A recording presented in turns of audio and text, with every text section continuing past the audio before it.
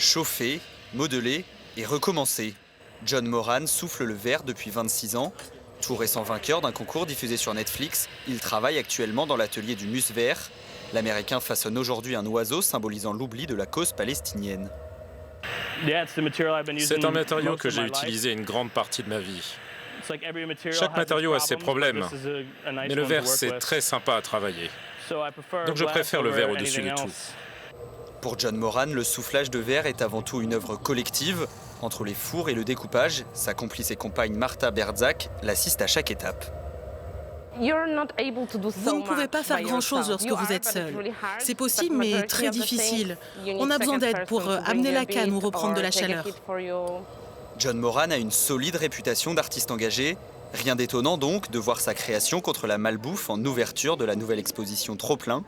Réseaux sociaux, obsolescence programmée, une critique sur l'abondance de notre société, par le verre évidemment.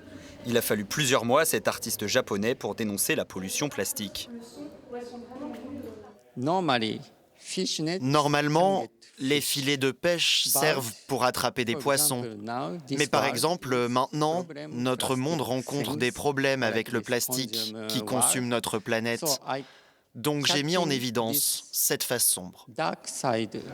Verre soufflé, moulage, chalumeau, toutes les techniques artistiques sont à l'honneur. Pour le Mus Vert, s'emparer des problématiques contemporaines est aussi l'occasion de moderniser la vision de cet art du verre.